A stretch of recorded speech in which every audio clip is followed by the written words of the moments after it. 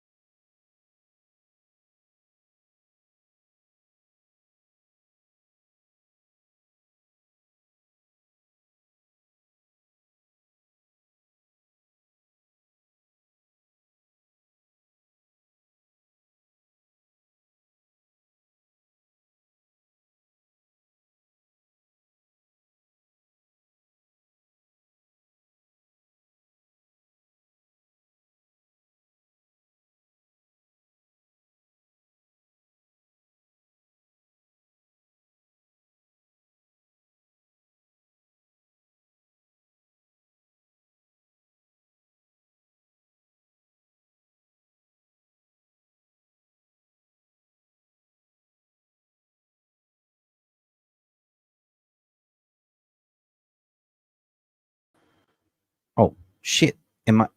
I was muted. Thank you. Big up, Rushmano. Listen, let's start over again. How you all doing? Embarrassing. Big up for Rushmano for saying muted. Mick, muted. I'm not muted anymore. Let's start over for again. Welcome back to MUFC Realist TV, guys. As I alluded before, if you can hear me, of course, I was talking about the FA Cup. And, you know, it looks very, very exciting. Aston Villa beaten at home at Chelsea, and we're going to play them over the weekend. Does that give you a little bit of a hope that we might have a chance? But also FA Cup is going on. It looks like it's going to be a penalty shootout, Nottingham Forest or Bristol. Let me know in the comments section, who do you rather meet in the fifth round of the FA Cup? Will it be Bristol or Nottingham Forest? And also, I don't know if you heard the intro. Let me know what you heard. Just give me a thumbs up if you heard the intro, what I was saying. Otherwise, I have to sort of repeat myself, because the main story, what I want to talk about today is, of course, the spin regarding the stadium takeover, the development. We covered this yesterday. We covered that James Stocker from the Telegraph was doing an article that, you know, we have no money, and INEOS is looking to seek funds from the government to fund the greatest and biggest Wembley stadium of Northern England in Manchester. And today was another story that came out that Must Group have been holding and talks and saying, INEOS is saying, well, you know, why don't you allow fans to invest, you know, into the stadium, and you will get a fan ownership. This is something that we wanted, but we're going to cover that as well. Yeah, I was muted from the start. I can see you, Duncan. I can see you. So basically, Tampa Bay Brokeback Mountain is what I call it, because today also was a shocking, revealing story from INEOS and Rob Dawson to come out and release a damning report regarding INEOS and regarding Glazers and how they've been running the club ever since COVID. It looks like it started everything from the COVID, instead of, you know, saying like, you know, we're saving cash, but they've been taking our cash and restricted everything, but milking out. But they kicked the can as far as they could. And now we see the calamity in the transfer window. We have zero money, but we're going to go over that story as well. There's a lot of things that I want to talk to you about as well regarding the recruitment strategy as well. Are we really going in for players that are in the final year of the contract? And also, I have a credible source that I'm not going to reveal the name, is that saying that nobody's safe, you know, ever since Brails was there. He's looking at everyone to slash the bill. That means Bruno Fernandes, Rashford, Maguire, all the high earners are not safe in this summer. We're also going to talk about the sporting director, and the share price is up by $21.65 per share right now. That does that mean that we are getting closer to a Premier League approval of the INEOS bid as well? Or it's not INEOS, but it's Rattcliffe Trawlers Limited. But anyway, guys, do smash a like. Please like this video and please tell us others about this channel, because I have the brilliant one and only, my partner in crime, some call us Beavis, some call us Butthead, some call us Goose and Maverick from Top Gun, but we are just Mick and Jarvis. Jarvis! Hey, how are Yes. you doing, Mick? Yeah, I did a blunder. I started the show and I didn't know I was on mute. I was blabbering, blabbering, blah, blah, blah. And everyone's like, Mick, you're on mute. You're on mute. So basically, I had to start over. This is... But guys, Oh, well, excuse it me. happens. Sometimes I also you forget about the mute button. It's just the way it is. So people, you have to excuse us. Sometimes we just F up. It's just the way it is. Yeah, and it's also 5 a.m. in the morning for me. So yeah, I haven't got to sleep yet. So I'm doing this because of the love, the passion for you guys and the community and everyone that's tuning in, because we are Manchester United fans all over the world. So Jarvis, welcome back to the channel. I understand you've been on a stealth mode, detective mode. You've been flying around. Yeah. What have you heard? What have you heard? Well, I've been away on business, so I came home tonight with the plane, and now I just got the kids to bed, and now I have got myself a cup of tea and ready to go. Ready to Tea? go. And I don't know if you have said hi to the VAR room yet, I haven't. but I I was see a on lot mute. of the good legends are here. I see Rushmano, Lillis, Riot, Byron Francis, Jamie Wayne, Lillis, Kenny Fan TV. We have so many great people in the chat. So I'm so glad What to up? see you here, What up? guys and girls. Yeah. We have what ups, and I understand people are watching Nottingham versus Bristol, and it looks like it's going to be a shootout, penalty shootout. All right, it's Oh, Aston really? Villa. Yeah. It's 1-1. It's 116 minutes going. I think it's there has to be a shootout, right? Has to go to penalties. This is the second leg, so yeah. So big up You heard- everyone, George Bus. Yeah. I just wanna address this to say your voice isn't the same. Look cold. Yeah, maybe I've Yeah. been away on business. Business trips. It's usually late nights. So maybe I'm a little bit rusty. You know what I mean? Okay. Yeah, a little bit rusty. Guys, Yeah. Jimmy Z, big up, guys. I can see you. Jeff Buzz, who cares? Rushmano, you're just testing me. Listen, I wasn't. Hey, I was a test microphone check. So you guys have to excuse me. Blunders happen, and it's 5 a.m. in the morning. So please smash a like, please. Joseph, I want to just bring this to the stage. A little bit of a leak that happened today. It's the new Snapdragon kit. That's 2024. Let's play it. Looks good. Looks good. But it usually this early, it's just the first draft. But we got a gist of how it will look. But yeah, it's not too bad. It's not too Not too bad. bad. No. What do you reckon? Nope. Yes. I like it. Yeah, I like it. But as long as the Glazers are in the club, I won't buy the No, shirt fuck anyway. that. No, I Yeah. don't want to do that either. Just the way it No. is.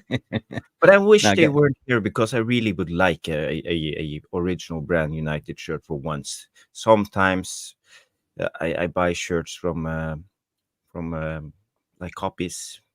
I don't know Yeah. where, but Yeah, me too. I don't want to support the Glazers. No, to keep 100%, their guys. Yeah, energy. I buy everything from. I live in Thailand, so everything is through Lazada, like Chinese made and counterfeit. But for once, I like Snapdragon. I'm a big gamer myself, and Qualcomm Snapdragon. As part of the ESL Snapdragon tour, like Counter Strike and all that stuff. So I'm a big fan of the brand itself.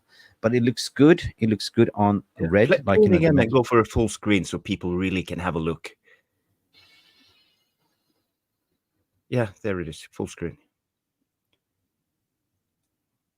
Yeah, it's the red crest. Yeah, lovely. Black underneath the arms. That's new on the kit. You have a black stripe on the white. Yeah. And yeah, it looks really good. Does it remind you of any earlier But you jersey? also have the away kit here. Oh, That's nice. I like this one. yeah, that's really similar to the one we had in the Europa League final 2017. The Kind of Zlatan one. Zlatan, yeah, guys. Anyway, guys, let us know in the comments. Do you really like this shirt? Lily said, I don't like it. A little bit like the Vodafone kit. I agree what Ronak Joss is saying there as well. It is. Yeah, the one with Juan Sebastian Veron. I remember the one. I know what you're talking about, the Ronan. Yeah. Yeah. Cool kit. So what is the VR saying? That's a really nice shirt. Yolimamin is saying that's a really nice shirt. Ronak Josi, Lily says don't like it. Actually, Ronak says like a little bit like the Vodafone kit. Tank the Sherman. What she's saying here? Warm honey lemon Jarvis. I'm trying with a cup of tea. Let's hope that that helps. Yeah, that is seemed to be our new jersey that was leaked out. Like it's all over the socials on TikTok, and you can see it. And we know that we have Qualcomm as a new sponsor, like Snapdragon. So that's apparently like the Team Viewer is out this season. That's done. I didn't like the Team Viewer anyway. Like Welsh Girl 16 wrong with the Team Viewer. I don't like how it's the logo. No, yeah, it's not in balance in a way. I didn't even like the Chevrolet. It wasn't even in balance either. Like No, I like the was Vodafone. ugly. That was ugly. That was too much. I love Sharp. I like the Sharp logo. Yeah. It will look sharp. We look sharp. Sharp. What's the one? The Sharp. It looks good, and the way kit as well. I mean, I hate the away kits, like the green, army green and white. I hate it. I really love the white one. I actually bought a counterfeit. You too, right? Yeah. The white one. Lily says 150 shirts and jackets and hoodies. You're crazy. But what are you saying, Nathan Miller? What are you saying here? Both very nice. Agree. Byron, welcome, Byron. Yeah, Vodafone. That is the one. Vodafone as well. Yeah, guys. Vodafone. That's the shit. Cool. I like it. Anyway, I just want to sort of round up and keep going. I want to keep it as brief as possible. And we always get interrupted.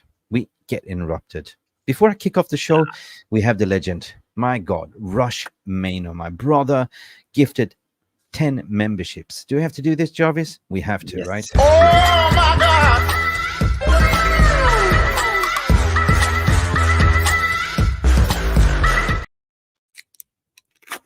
Sorry, Rush Mano. 222 just gifted 10 memberships. Big up Rush Mano. And the ones that became members right now was Nicholas Mattia. Edward Reed was gifted a membership. Big up Eddie. Joseph Ohanion. And who else do you have? Kev McGee was gifted a membership. Quad Sport Carl was gifted a membership. Mark was gifted a membership. Abdul Best was gifted a membership. Zizi Ozizi, Tegan Alexander, and Andrew Schultz. And that was about it. Big up Rashi, you're a legend, and everyone give Rush Mano a massive thank you in the chat. This is all about, Jarvis, support the family. You got to take care of the family. Welcome to the family. Italiano mafia.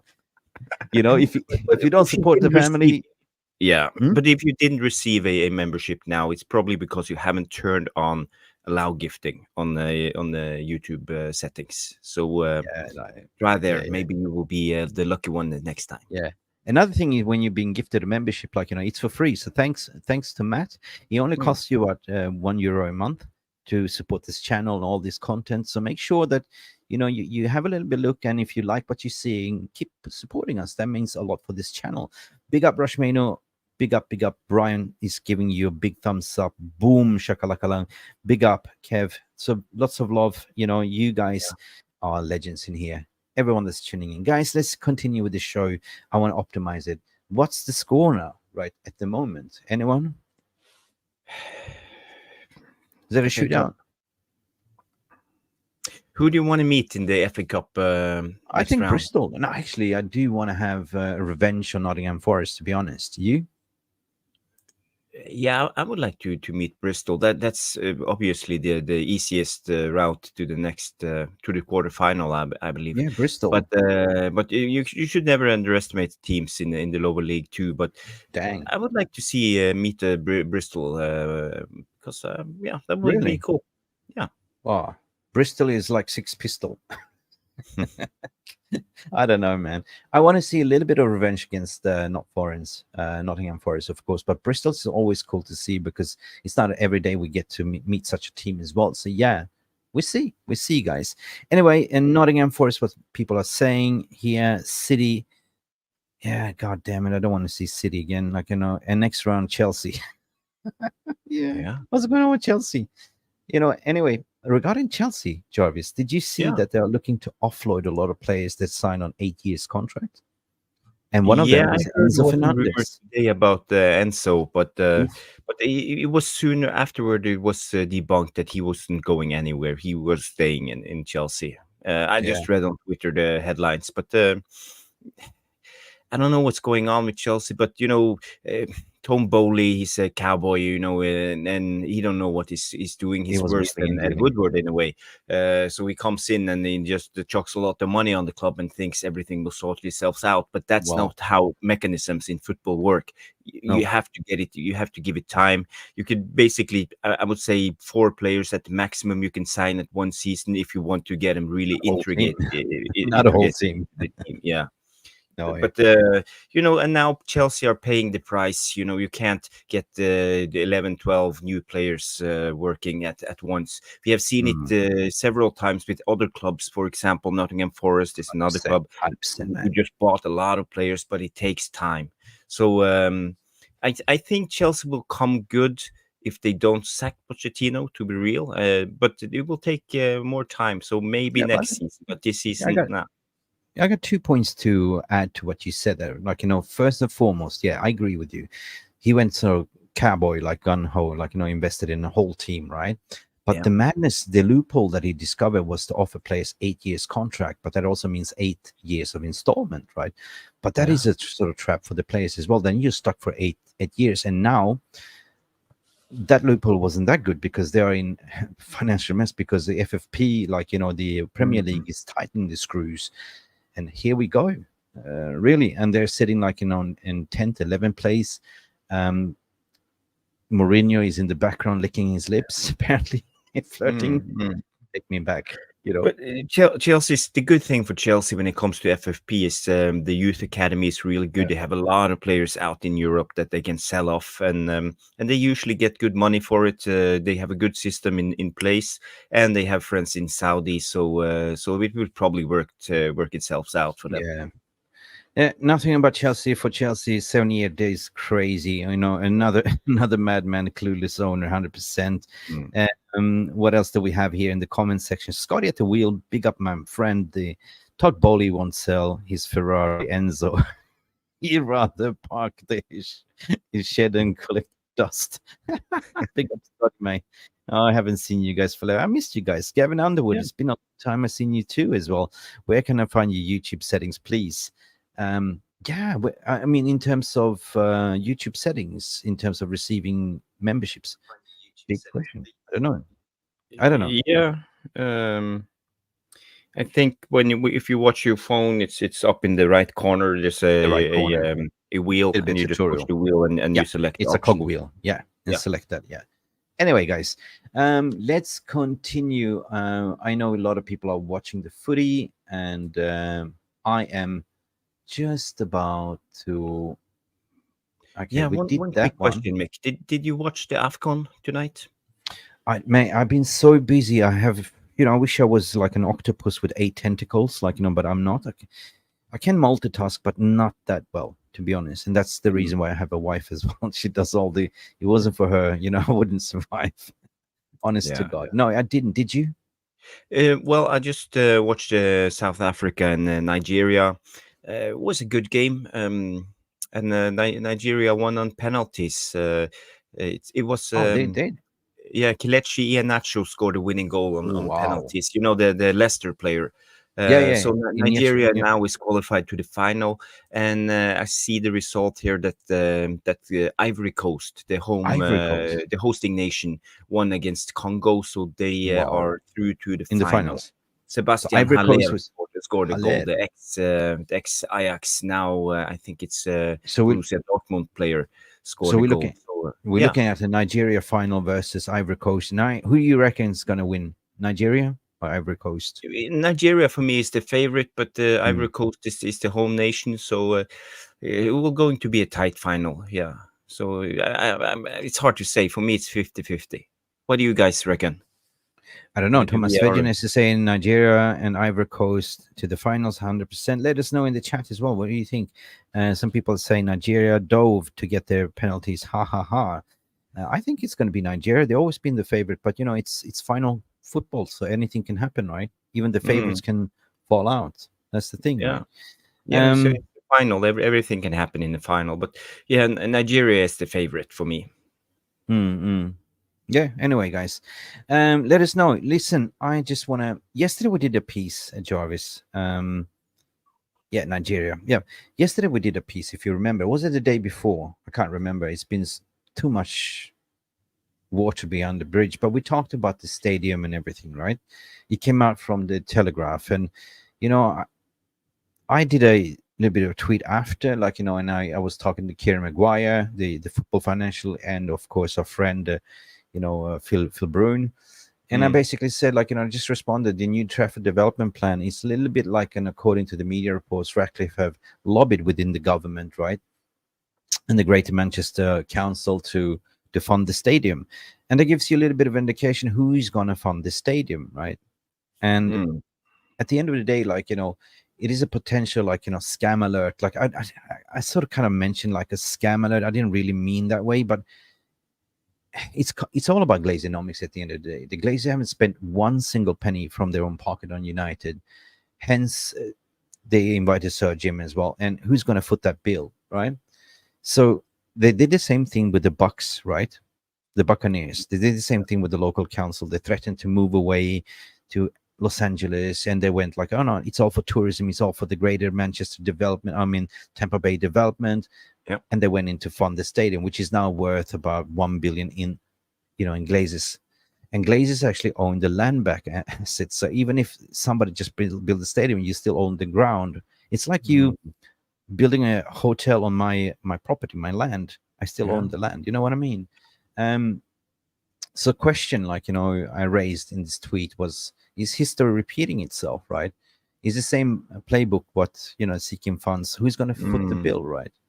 And today, another thing came up from James Ducker again, which is quite interesting, where he says, the MUST, which is the Manchester United Supporters Trust, God help us, fans could help to raise funds from a new Old Trafford in return for ownership stake, alongside any moves by Rattcliffe to secure public money.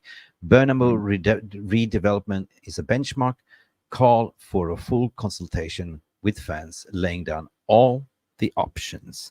Guys, I want to hear from you guys. Do you want me to bring up the tweet again? No, I'm good. But yeah, Manchester United Supporter Trust are supporting. They want the fans to help raise money for a new stadium. Everyone. Yeah, basically, so the owners basically don't want to pay for it. No, obviously, what I did a parallel to say yesterday, Docker and I came out to say, look, here's a parallel, right? Here's what the Glazer did in 19 years ago with the, Buccaneer Stadium. I think it's called, I have it written down here. I can't remember the name.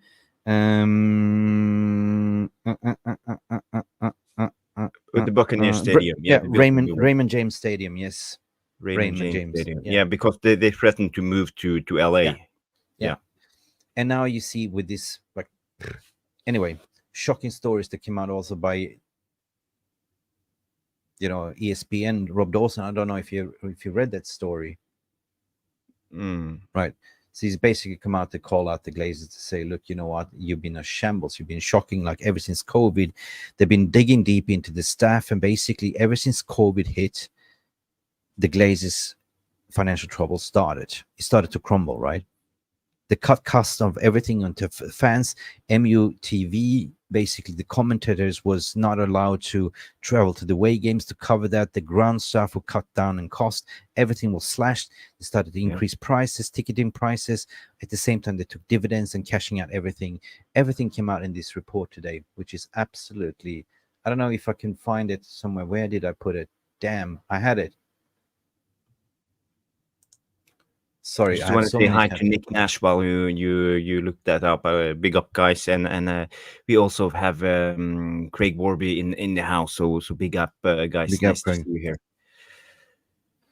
Yeah, so this was an article came up by ESPN. I think it was Rob Dawson that did it. It's an absolute mountain of waste. section of United fan revealed shocking details in the Glazers mismanagement. So this is coming out that on the back end that nobody has really spoken to the staff for 18 years. So they were very surprised and overwhelmed that somebody actually came and spoke to them from upper above, the Brailsford and Sir Jim came there. Yeah, I heard that, Mick. I heard some people say that the staff weren't allowed to look the Glazers in the eyes. No, It nothing. sounds It's like just like a dictatorship for me. poisonous dictatorship, right? So Yeah. at the end of the day, they appointed certain people just to sabotage, right? That I have information. They appointed a director of football, the fake director of football, just to please the fans, but he was kind of the sabotage. He was the middleman between the manager and the Glazers, reporting straight into Joe Glaze. I'm going to mention names because of legal implications, but sabotaging everything in terms of January transfer, overruling managers, just recruiting players that we don't really need, right?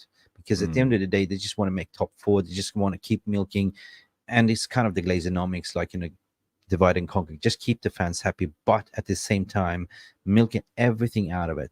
So this whole story gives you the work culture within Manchester United, Carrington, and Mayfair offices, which is absolutely shocking. You guys can read it on OneFootball or go to ESPN site. It's worth a read. So this is just on the top of OneFootball. Guys, let us know if you read it. Let us know what you think as well. I will put out some quotes, but you know what? United source told ESPN it saved MUATV about 40 million a year in match fees by not allowing them to travel for away games. That's one, right? Old Trafford ground staff. Penny pinching all the time. That's how the Glazers are. We know they are the penny pinchers. And I also read a little bit that they talked about Ed Woodward as the seventh Glazer. 100%. So when he came in, he was always doing their bidding. So Ed Woodward, he was kind of the worst thing that happened to our club. And after David Gill retired, and he came in and thought it would be easy, and he had an approach, and he didn't have the competence when it comes to transfers. And the spending in the club has been good for the last 10 to 15 years, but we have been spending them all wrong, on old players with no resale value. We have been missing after miss when it comes to signings, and that have been the biggest problem of the club, and we know the rest, and now we are at the state where the FFP, we don't have any money. The stadium is falling down, and we need a new stadium. But I'm not sure what people think about getting a new stadium if the fans are going to buy it. So I see here Jale Malmin comes in and said the INEOS would look terrible if they get the fans to found a new stadium. I don't see it happening, says Jale. And we have Thomas coming in again and then say, I don't understand why they are talking about the new stadium. They should prioritize the club structure and build a stronger foundation. But we need to just plan ahead. And I think this new stadium thing is a long-term plan. Maybe we are talking about maybe 8 to 10 years before we see a new stadium, I believe.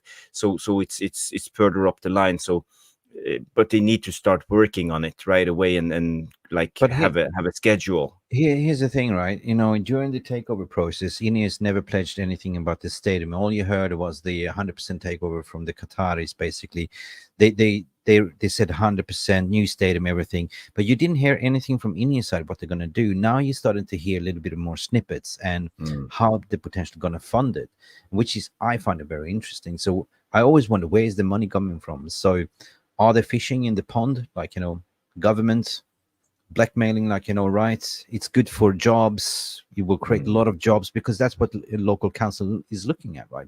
And now this I don't know what you reckon about the Manchester United Supporter Trust. I don't think they are the right representatives, right? But at the end of the day, yeah, I heard good things about Must, and I heard bad things about Must. So, but basically, I don't want to say anything because no, I don't we'll want to get say in trouble. But it's evidential when you read these articles that you read testaments from staff basically, and it's been the worst since the pandemic, as the Glazers just use that as an excuse to cut cost, but they have really squeezed finances from the club since then. And this is the breaking point, what you said, like, you know, when we as a shock when the financial report came out that we are freaking stint. They sucked everything and they tried to cut costs. And now you see the repercussions now with the potential full takeover. We don't know what's going on at the moment, right? Yeah, yeah. Eventually there's a We road don't path, but they need to go 100%, man. I see Craig Warby comes in and they said, yes, true, the stadium would be nice, but sort out the footballing structure first. 100%, yeah. The current capacity is big enough, and they definitely charge enough. Yeah, we talked about the raised ticket prices the other day with Stu Woolley, and we heard his opinion on that. So yeah, I agree. Good statement, Craig. I just wanna bring in the latest news. I come from Byron Francis. He said the Forest win 5-3 on penalties. Big ups. So, we're getting actually Forest in the fifth round. Nick Nash comes in Man United versus Forest fifth round. So we do get a little bit of revenge. Is that what you wanted? You know, you said Bristol, right?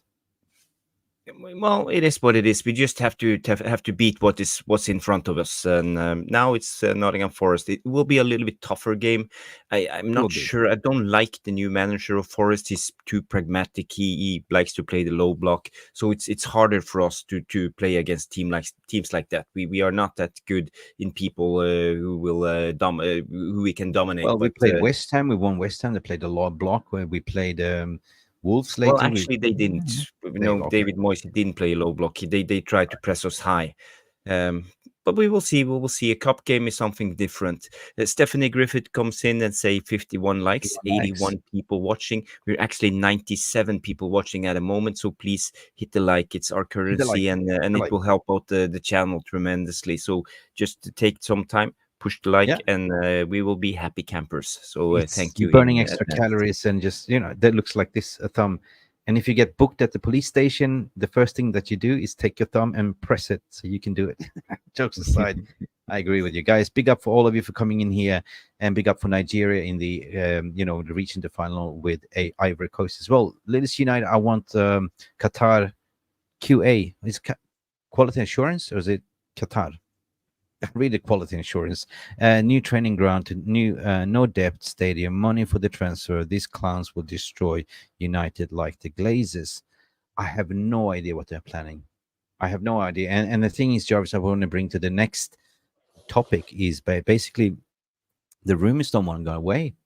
I read an article today that saying that, again, yesterday we covered this, that INEOS is looking to target players that has 1 year left of no contract, and today another story to say similar to Mason Mount, and I was going, that cannot be happening. I mean, is it good or bad? I mean, is it pros and cons? Looking like Joshua Kimmich and stuff like that. Do you think about signings now, or summer transfer? Basically coming down to slashing down the cost. Well, we need to sell players, and I think we know if you'll be doing this as a 3-year or 5-year project, we have to rebuild something, because obviously it's not working as it should be.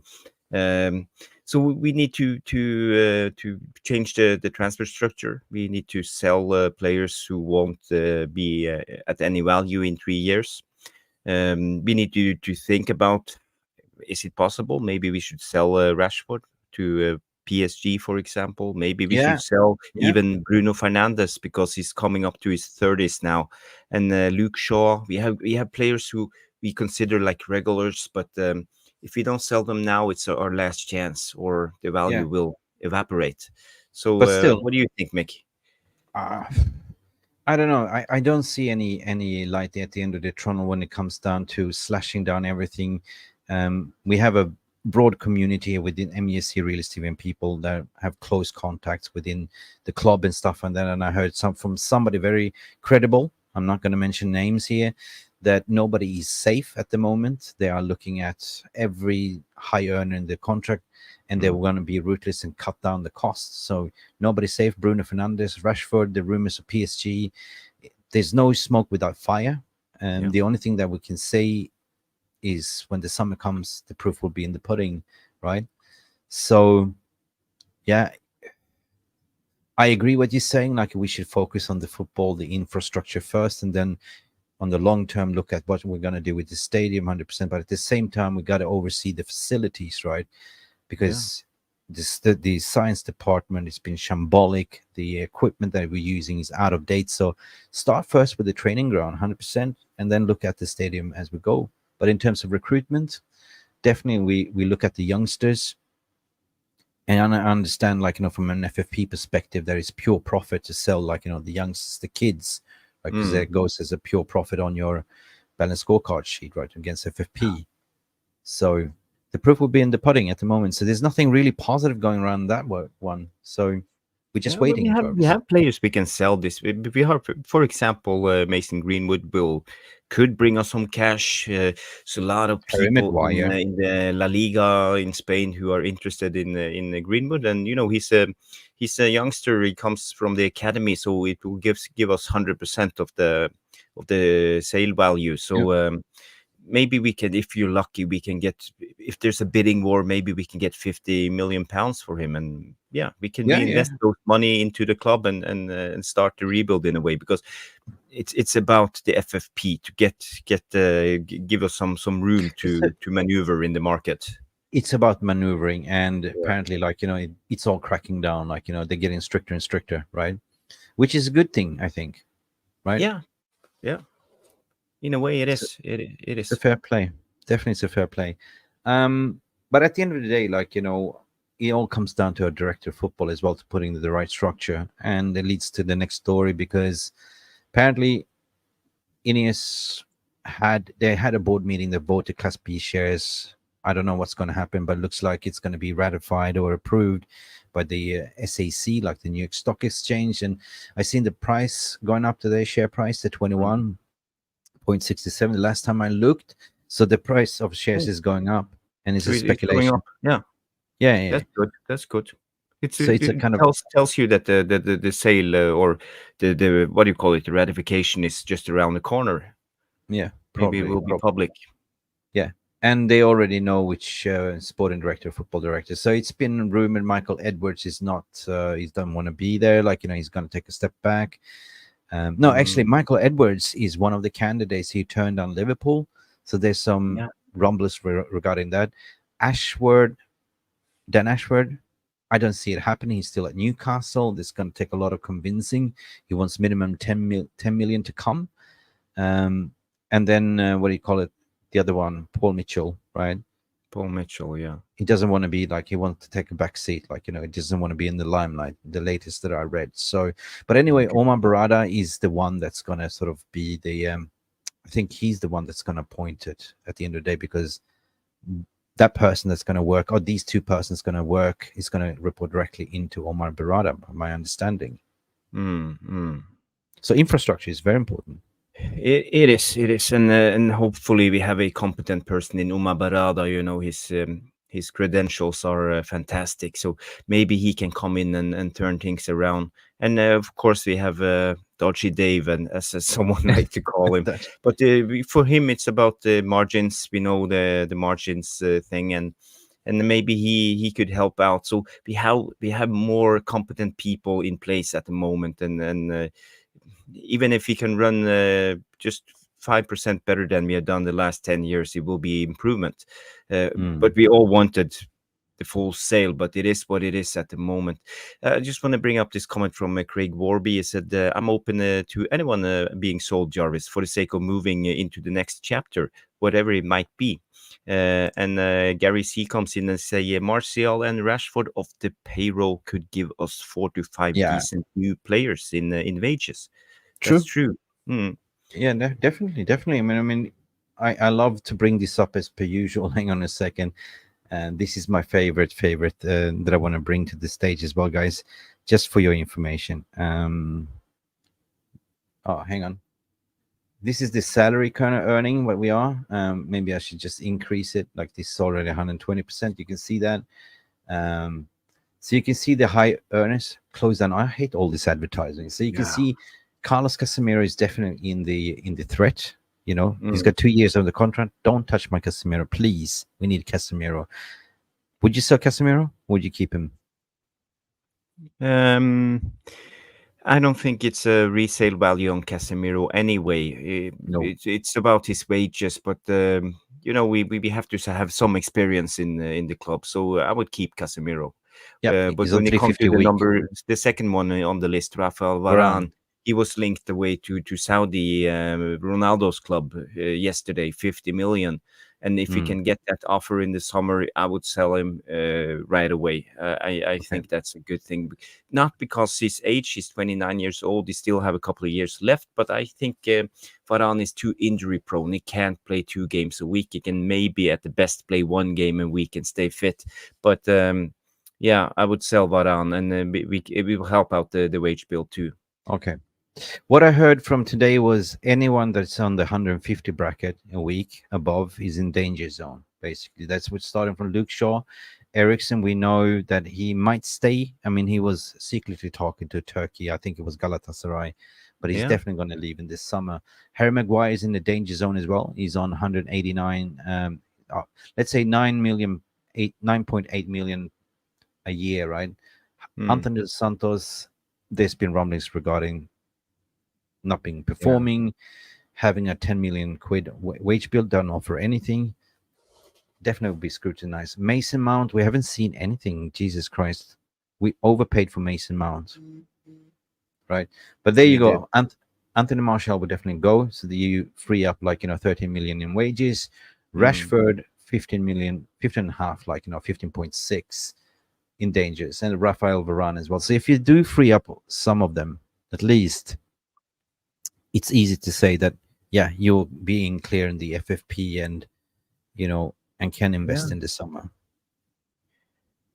Yeah, it will help out a lot. But our wage bill, I think our wage bill is down compared to let's say last year and the year before. We have lost a lot of big earners like Paul Pogba and you name it. But and Ronaldo, for example, he was on 550 or something. 550, yeah, ridiculous kind of money. And De Gea, 375 on De Gea. So it's not too bad, but we got to start somewhere and start this rebuild. And we got to be more sober when it comes to giving out new contracts. And when we sign new players, we don't have to 10 times their salary. If you're on 20K, okay, we can offer you 40. Don't offer them 240. True, they're not going to offer anyone any bumper contracts. Even there was a story today regarding Bruno Fernandes. They're not going to give him a bumper contract either. Stay where you are, stay in line. And I think they also talked about Rafael Varane. You can stay, but for lesser wage as well. So they are serious now. I say that this needed to be done years ago, right? And the one that spoiled it was actually no other than Ed Woodward. They were clueless. They were just giving up stupid contract left, right, and center, stupid wages, mediocre players. And I still don't understand Mason Mount signing. Come on, we paid what, 50 million pounds? 1 year left on his contract. And now I can see that they want to do the same. They want to target the same kind of players, 1 year left on his contract, which is kind of, I don't know, man. Yeah, don't really know. It's not good business. It doesn't make sense. Why pay for something if you can get it for free in 1 year? The Mason Mount signing was baffling in a way. And then I have read so many people criticizing Man United for that signing. When you think about it, I saw today on another channel, they talked about Kim Min-jae and what Bayern Munich actually paid for Kim Min-jae. It was now it was down to 35 million pounds for Kim Min-jae. Could have got him in for 35 million pounds. But we covered this in the summer. We covered this in the summer extensively, you and me, right? We have Alfredo Padula and everyone on this channel. And Kim Min-jae would definitely, Manchester United would heavily look at him. But they waited because their budget was so limited. So at the end of the day, we missed out, right? Because our priority was to go for the striker. We couldn't buy Harry Kane. So we went for Rasmus Højlund. Fine. But then at the end of the window, everyone was talking about Amrabat, and Amrabat was waiting. So we had to finesse the deal. We just have to go in with the loan, 8 million upfront, and with an option to buy it in the summer. And now they're talking about we might not even keep him, right? So Mm.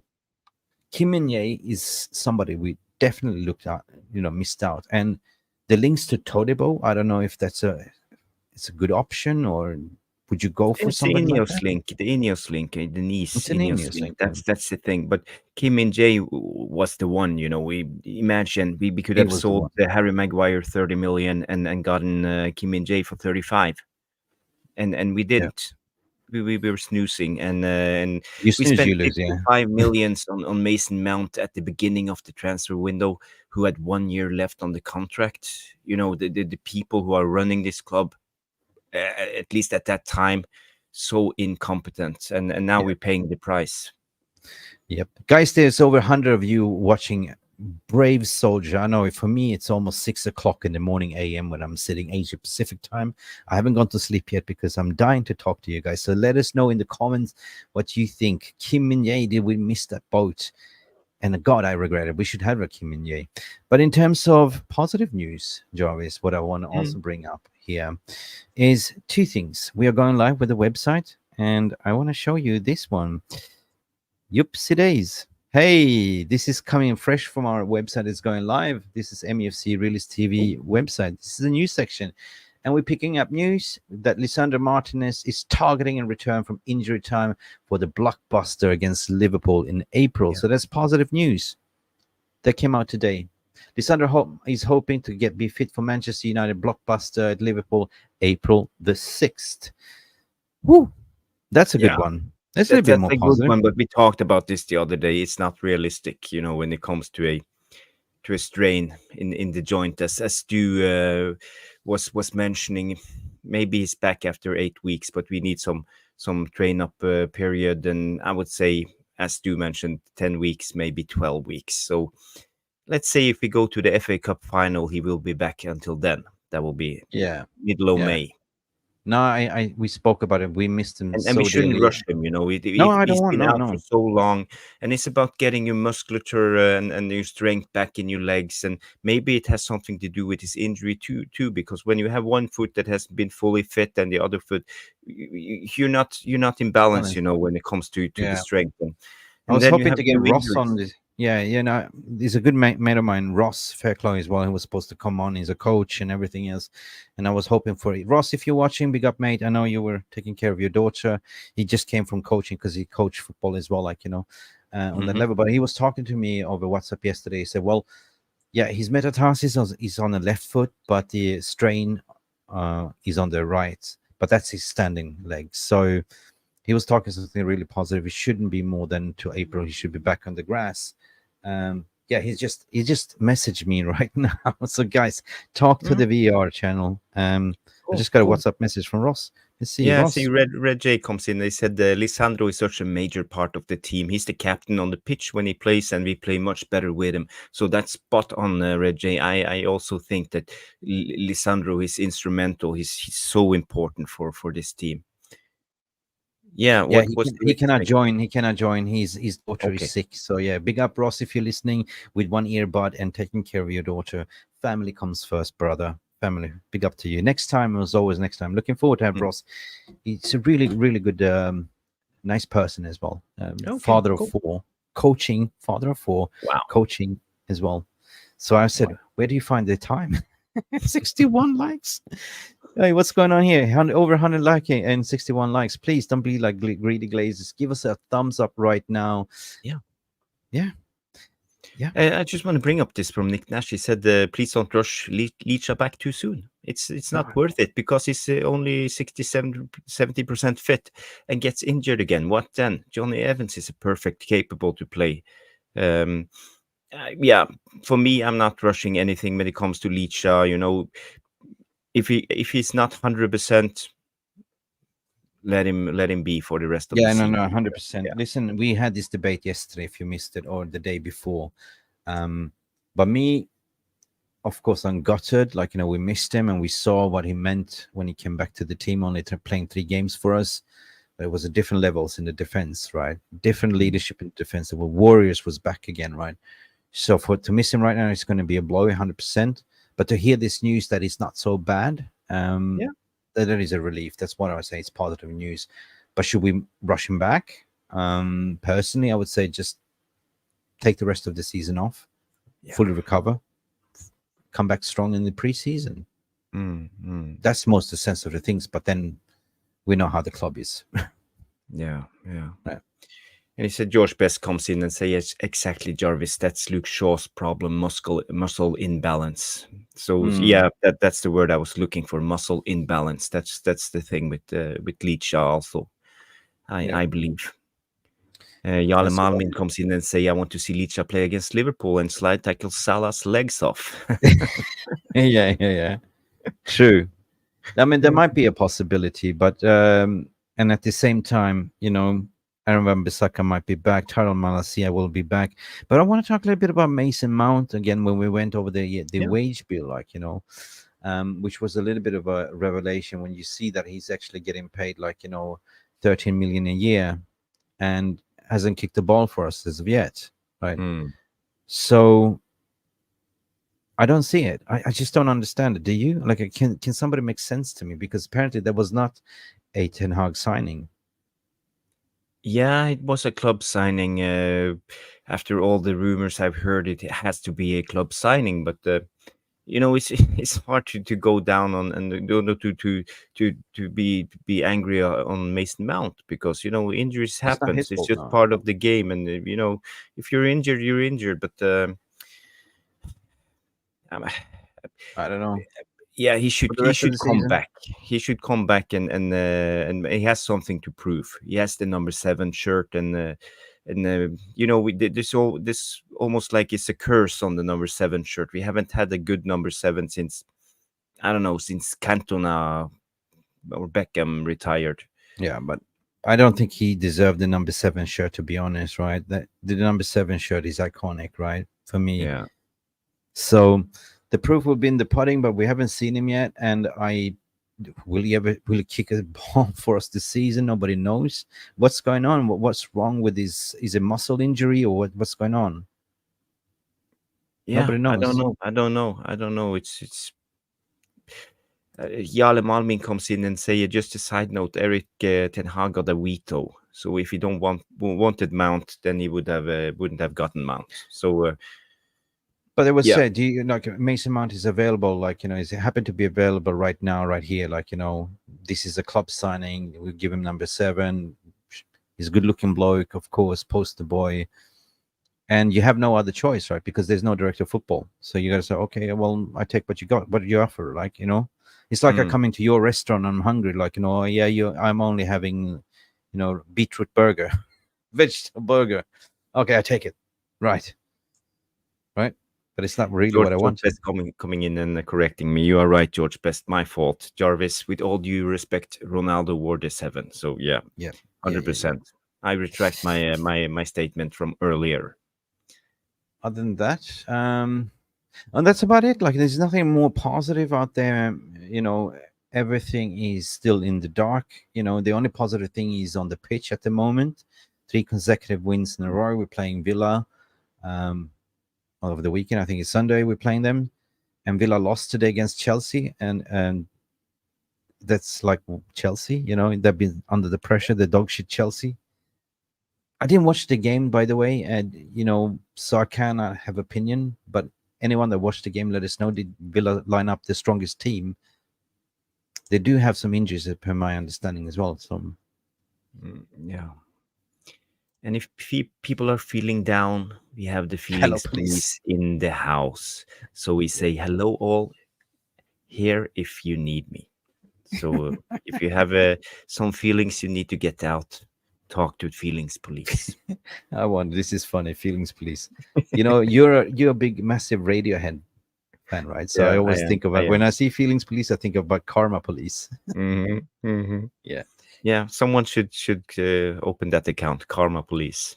Karma police. Yeah. Somebody opened an account yesterday. Buy Mick a coffee. That was the funniest shit ever. I don't know who it was.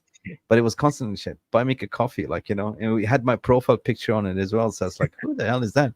And we have number 1 MILF Hunter in the house as well, which is even more funny a name, I think. Yeah. There's just some really good legends in the house as well. So anyway, look, tomorrow we are in for a date tomorrow. You know what? Yeah, okay. Yeah. Me and Alice going to do a show tomorrow. Alice talk football tomorrow, Ooh, 8 p.m. Alice. Alice Yeah, talks we've been. football. Yeah, She's yeah, great, yeah. by the way. She's great. I like her channel. Me I like too. her Me too. opinions. Yeah. I always look at her news stuff as well, and we've been in touch. We've been doing some collaboration shows, but things has been crazy busy. I moved to Thailand, like the time difference. So yeah, we said we're gonna do it 8 p.m. tomorrow UK. So yeah, stick around for that one. We're gonna talk about everything about football, United, and of course we're gonna talk about the Una Emery game on Sunday as well. So yeah, Talking it's about good evening himself, he say Jarle good evening. Malmin comes in and say, we must win against Villa. If we're not going to aim for top 4, we need to win every game until the summer. Yeah. Catching 8 points is not easy. If we lose against Villa, that 8 points becomes 11 points. Yeah. Okay. So you spot on Jarle, and it's a must-win game. It is. I'm gonna create a poll for you guys. How many points do you reckon we're gonna get from the next 3? Right? Let's do that. Yeah. It's a must win, because I am a person that believes that we should just look at game by game and don't look at the table at all. So what's a reasonable poll? While you create that I will read the SPK's chat. They say, have always said that Villa get overhyped. I see nothing special about them. If a trash Chelsea side are able to beat them, so can we. Villa are bad, allowing Chelsea to beat them. So yeah, we should. They are up for a beating. And the thing with Villa. Talking about that game, they play with the high line. We know the high line, so it fits us perfectly with our attackers.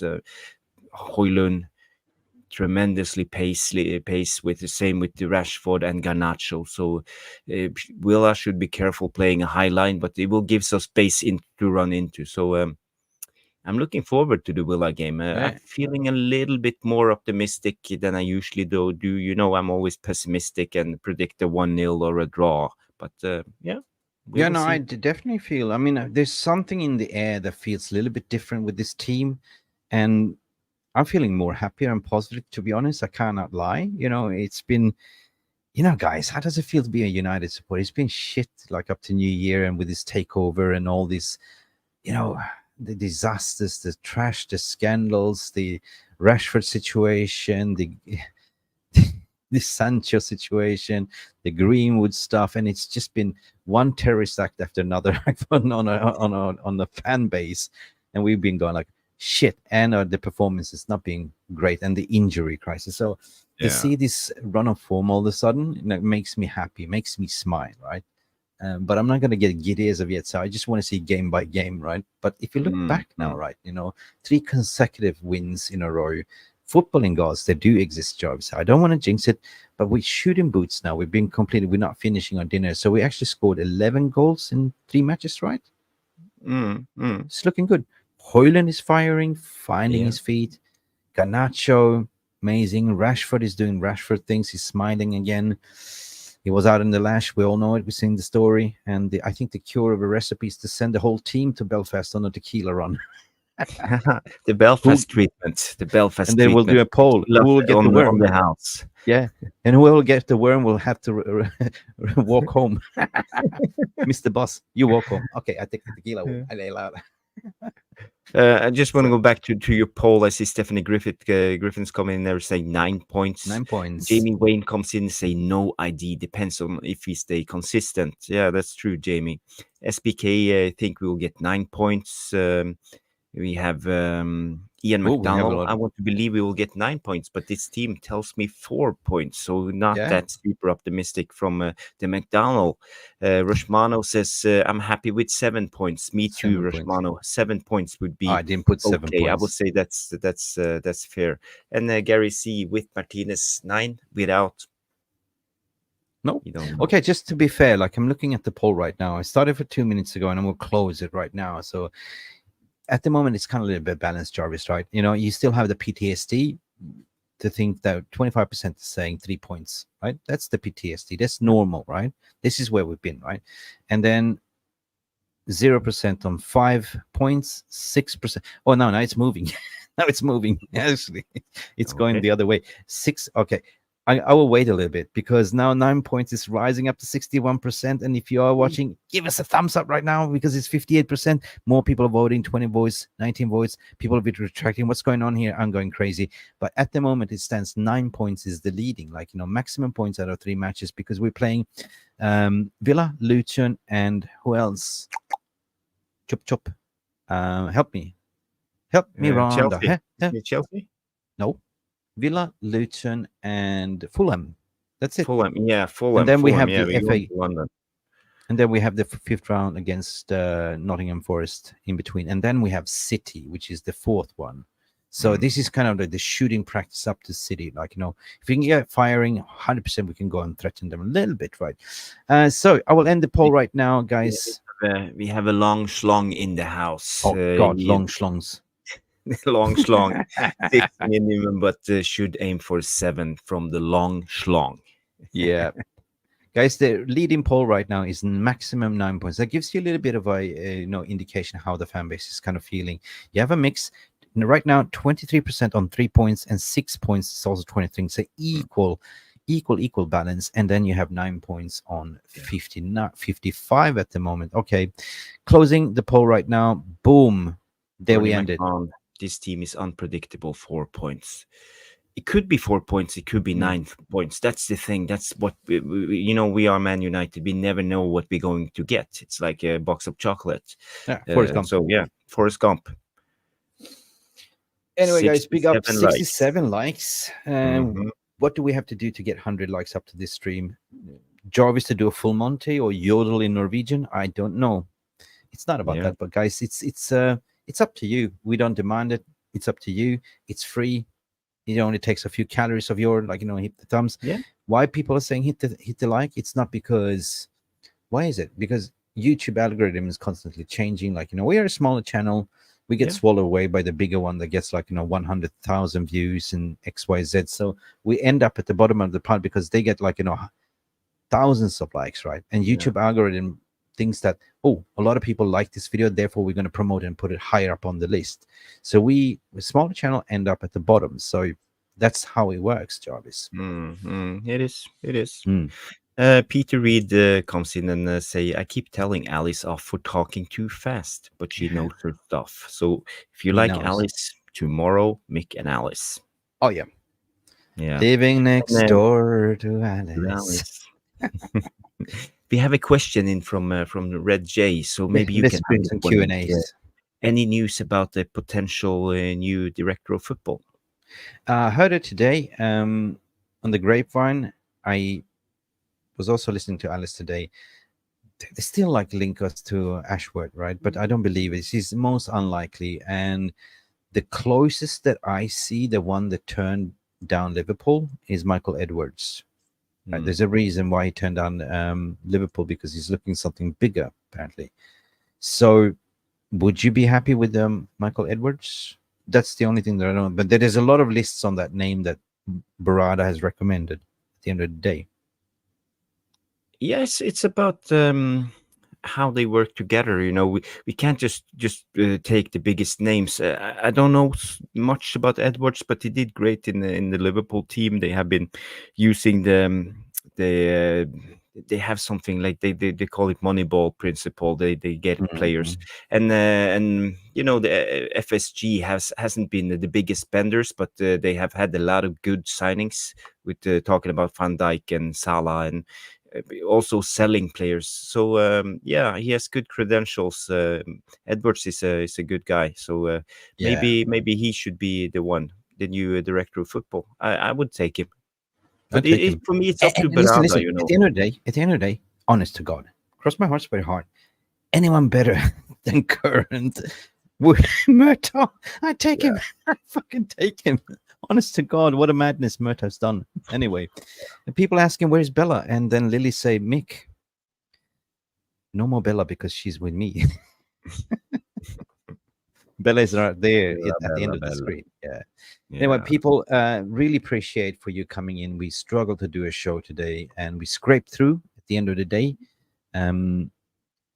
Not everyone was available. I was busy. Jarvis was busy. He just literally flew in from a business trip from Oslo to be with us. So if you do watch. You know what to do. That thumbs up. And we are tired. It's 6 a.m. in the morning, but we do that for the passion for you guys. Jarvis, any final roundups? Any final Q&A questions from the VR room? What you can see? No, I just want to bring up this from Yala. He say we are getting. I think we are getting the Doff. DOF that quit by Munich.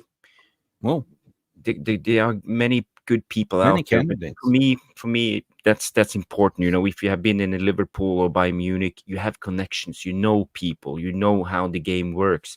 I don't want anyone coming in like a rookie who doesn't know what to do, No. because now we are in a place we can't do any wrongs. We need to do it right this time. Yeah. So if there's someone from Bayern Munich, yeah. And I agree with what SBK is saying here, that Barada is the one picking the DOF, I think, as well. Because if you look at it, like, you're a business owner, Jarvis, so you decide who's going to report into you 100%, right?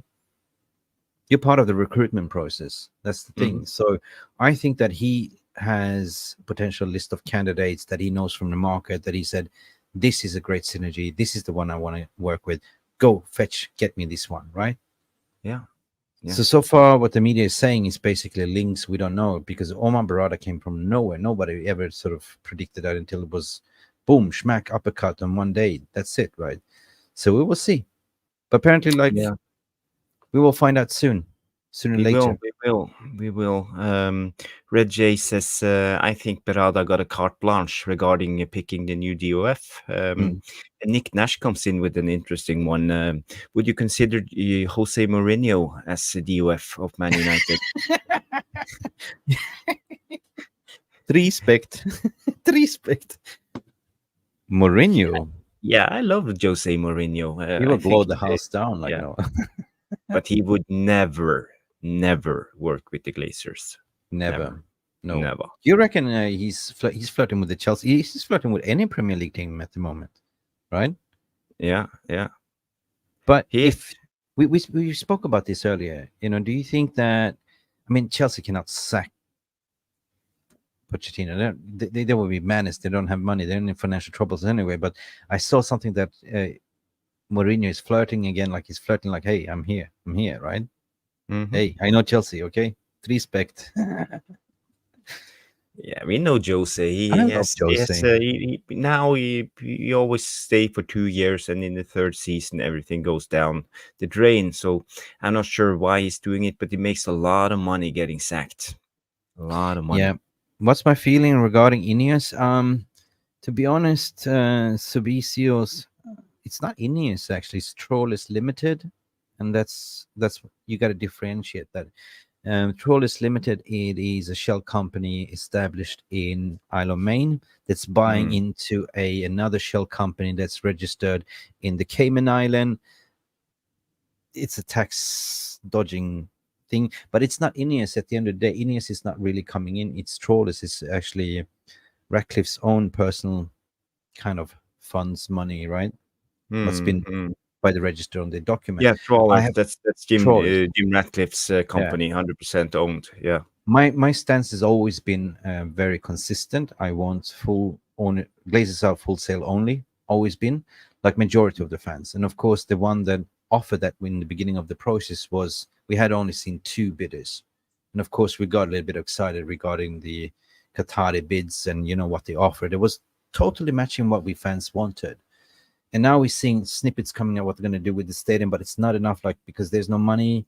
And we covered this in the beginning as a summary, because they're looking to fund the stadium through, fans investing, for return in shares, or they're talking to the UK government and the local council of Manchester to invest, to build the stadium. So it's a lot of question marks. So it's too early. But my feeling regarding this is always been like, okay, there comes an acceptance. If this is it, right? Then we have to sort of see what is the long-term vision, what is the plan. We've seen snippets, right? So it comes an acceptance to say, well, at least get some bloody infrastructure. It's something that we've been crying out for bloody 10 years, right? Because when Sir Alex used to run it with David Gill, they were like impeccable. Like, they didn't need a director of football, because David Gill was acting as a CEO and a director of football at the same time. But ever since the bankers took over, it's been just shambles FC, right? So the first thing that we need to do is to focus on that structure, the infrastructure by itself, and build all the way. So if we can get that, and then focus on the recruitment, and then look at the overall stadium build, that is a step towards the right direction. But will I say, am I happy? No, I'm not. Am I right to question it? Yes, I do. It's called being suspicious, right? Skeptical. Yeah. Rosmano comes in and say, yeah, INEOS seems to be very good at keeping their targets under wraps. The Barada thing, for example, it came from clear sky. No one saw it coming. Well, Berardi was always on the target by the end of the day, because, you know, when you work in a large scale corporations, and when you do sacking the CEO or the CFO or anything else, that's been well known already. So the only one that doesn't know is the candidate himself, like, you know, the CFO. But what you do is a shadow search in the background, like an executive search. You work with a sort of a silent search, you know, where the recruitment agent signs a secret NDA, you know, so they can actually speak. You sign an NDA with the candidates, like I can only tell you who I'm going to work, but you got to sign this NDA. And once they find the target, once they actually identify it, and once that candidate has actually signed the offer, then you can move on and sack the person, right? So it's been going on for quite a while. So who's to say that this is an INEOS appointment, even if it's not? Let's play the devil's advocate. If for some miraculous reason INEOS or Trawlers or Sir Jim Ratcliffe does not get approval, they have anyway appointed the CEO. He's going to be there either way. So for me, it's more of a club appointment before that happened already. The search started to happen already in September, November, right? Just came all the way with the handling of Mason Greenwood situation. And speaking about that, that was absolutely shambles how they handled it, because they did an internal investigation. They told Mason, they told Ten Hag, you're going to have Mason back, and then somebody leaked it out from the club to the press, to the Athletic, and therefore he had to retract it and send him out to a loan to Getafe, but still as a club asset, like, you know. So that didn't go down well. No. So there's a lot of things that needs to be changed from structural point of view, in my opinion. Less leaks. We saw the toxic environment. If you go read that article that was released by ESPN, you will understand, like, you know, they created this toxic environment within the club. They fostered this to happen. The player power, the leaks. John Murtagh was on a speed dial to the players, telling them certain things. And that kind of gives you kind of a little bit of a fantasy picture, like, you know, did the managers actually pick the team, or were they actually told to pick who to pick, right? Spoiler alert. Madhouse comes in and say the Scousers keep spying our targets. They don't need scouts. Madhouse, you're funny. I saw another comment from Madhouse up here. He said 9 points or Ten Hag out. Doing his regular banter. I like your comments. We have 72 likes. Anyway, 72 likes. Thank you so much. One Jeff question Steele comes up. He say, guys, why are people blaming Sir Alex for the Glazer regime? Sir Alex was only the manager, not the owners, who would have to say yes, finally, surely. Well, several reasons is why he kept silence all this year. You know, you're not allowed to criticize the legend of the club, and you shouldn't, because what he'd done for the club, I love him 100%. But why he kept silent, to be sitting there, like, you know, as a paid member at the board, and allowing the Glazers to do what they do, right? Basically ruin everything that you built, Sir Alex. So that is why, you know, 1958 and others, like, you know, protest group is also recognized. And there was also this the Rock of Gibraltar dispute that led to the Malcolm Glazers, you know, being able to even do the takeover. So at the end of the day, it's a legacy. It's a football. We celebrate, you know, yesterday was it the Remembrance Day, you know, the 66th anniversary. I don't know which day it is. The day before, maybe. And all I can say is kudos for at least Sir Jim Ratcliffe for coming there and showing respect as a potential owner, right? Because Glazer not one single Glazer came to pay the respect, not even to the Munich, you know, the tunnel there either. So for me, that was kind of like wow, kudos, Yeah. Was it a PR stunt? I don't know, but at least you made an effort, and at least you're talking to the staff. At least you're making an effort that's more than the bloody Glazers have ever done. So for me, that is impressive, right? This is what I have to raise my hand and say, I like that, right? Yeah, I think you're touching on something. To answer the question to Jeff, when you hear Nuruddin speak, he talks a lot of sense when he talks about David Gill and Alex Ferguson, because David Gill said that this was a hostile takeover when the Glazer came in, and 2 weeks later he was the highest paid DOF in the world, and suddenly everything was, the Glazers was great guys. So some people are criticizing both Sir Alex and being David bots. Gill for being, I don't know, Sellout, they took cop-outs. the sellouts. Yeah, they took the money, and that's where the criticism comes from, in a way. Majority, but it's such a sensitive topic to talk about because they're legends, like you love them, but at the same time you see it for what it is, like, why this hush money or the cop out, like, you're getting paid big bucks to sit there, like, to be potential board members with no voting power, just to look good, to sit there on the stand and to be a crowd pleaser, because that's what it is, like, while they've been looting the club, they're putting, like, certain props out there for you. It's always been the Glazenomics, like, hey, we signed this signing. Hey, everyone look at this way while we're robbing you still, right? So that's been the strategy, good in my opinion, though. So Mick, it's getting late. I see we have a couple of we have a super chat here from Jeff Steele. Actually, he comes in with the two Aussie dollars super chat. He say, fans pay for stadium, why not pay for Glazers out? Good question. Good question. Ooh. Thank you for the super chat, Jeff. That is the best thing I ever heard. And guess who tried to do that? The Finnish entrepreneur. What was his name? He came with this proposal. He tried to do that. But we did calculation. They will take, like, how many are there in the fan base? If everyone puts $1 in or €1 in, it's going to take forever to so it's a good shout. And it comes down to majority, like, what majority of fans wanted, a fan ownership, right? 50-50, right? Yeah, I still want that as well. And we have some memberships here from Gary C. Thank you, Gary. Gary, listen, I have to. Gary, listen, I have to first of all thank you. I got to do. It's late in the morning, but Oh my God!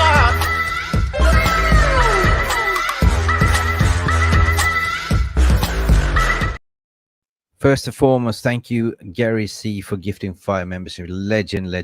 And the ones that were gifted a membership was Epure Peter. Peter was gifted a membership. Sorry if I'm slaughtering your names right now. 6 a.m. in the morning, 6:30. I haven't gone to sleep yet, but Bexy was gifted a membership as well by Gary C. Maddie Taylor was gifted a membership, and Y.Wiz was gifted a membership, and the Yorkshire Cowboy, what a name that is, Yorkshire Cowboy, was gifted a membership from Gary C. Giddy up. Thank you, Maddie C, Gary C. Everyone in the chat, please give Gary C a massive thank. And Jarvis will do the famous Italian Corleone. What are you saying? Welcome to the family. I'm sorry, guys. I will stop doing it. That was the last time. I love it. That was the last time. Yeah. Guys, never the last time. That's what Jarvis always say.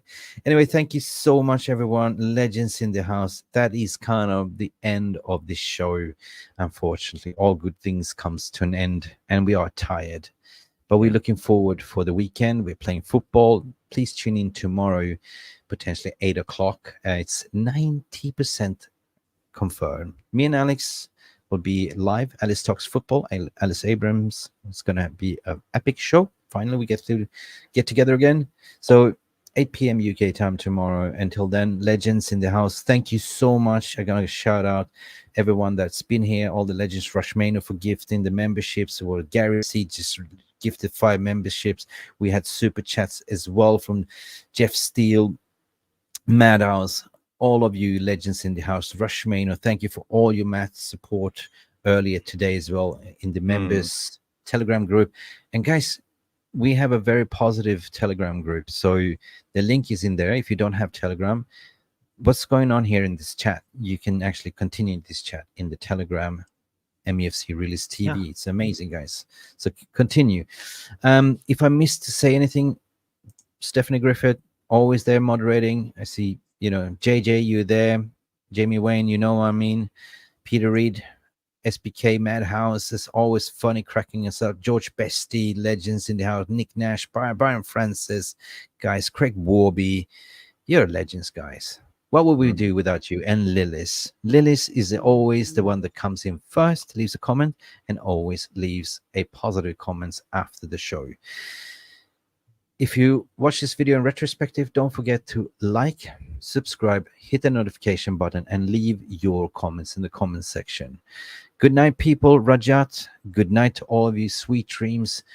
Jeff Steele, good morning to you in Adelaide. And for me, it's good night as well, because for some of you, it's morning, 6:24 in the morning. I'm going to sleep like a vampire.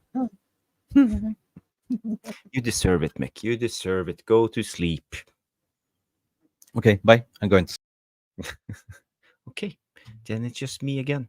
So thank you for coming on, and maybe we'll see you tomorrow. Gary C comes in with the late one. Good night, folks.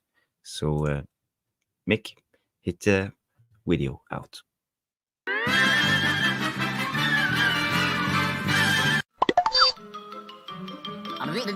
That's all, folks. Thank you so much for stopping by and watching MUFC Realist TV.